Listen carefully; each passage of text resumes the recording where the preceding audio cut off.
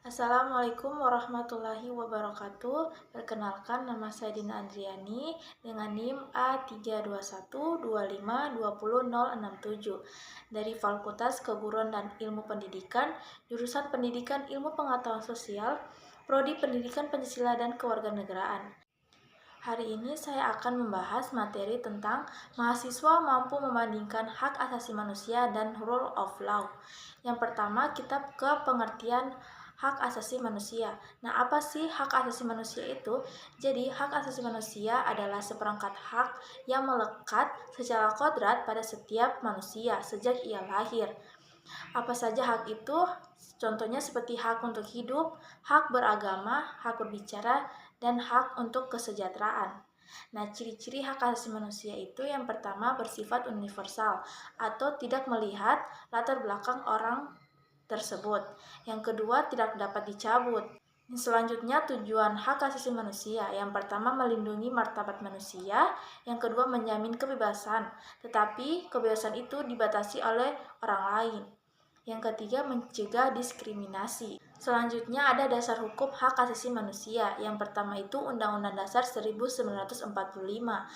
Dalam Undang-Undang Dasar itu secara spesifik diatur dalam bab 5A Undang-Undang Dasar 1945 yang terdiri dari pasal 28A sampai 28J. Pasal 28A sampai 28C itu membahas tentang hak untuk hidup, hak untuk membangun keluarga, dan hak untuk mengembangkan diri melalui pendidikan. Dalam pasal 28D sampai 28F itu hak untuk kepastian umum, hak untuk beragama, hak untuk berserikat, serta hak untuk berkomunikasi dan memperoleh informasi. Selanjutnya dalam pasal 28G sampai 28H, hak atas rasa aman, dan hak tempat tinggal dan kesehatan.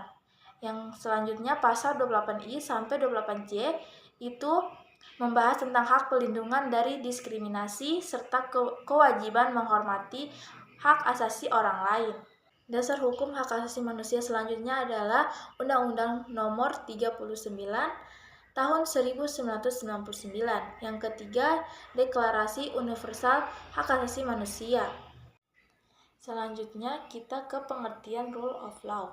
Rule of law adalah memposisikan hukum sebagai landasan bertindak dari sebuah elemen bangsa dalam sebuah negara. Prinsip rule of law itu yang pertama supremasi hukum, yang kedua persamaan di depan hukum, artinya semua orang sama di mata hukum, tidak ada yang kaya ataupun yang miskin. Yang ketiga adalah perlindungan HAM. Selanjutnya tujuan rule of law. Tujuannya yang pertama menciptakan keadilan, yang kedua kepastian hukum, yang ketiga penegakan hukum, yang keempat peradilan independen, dan yang kelima akuntabilitas. Selanjutnya hubungan hak asasi manusia dan rule of law. Persamaan hak asasi manusia dan rule of law itu adalah sama-sama melindungi individu dari penyalahgunaan kekuasaan oleh negara atau oleh pihak lain.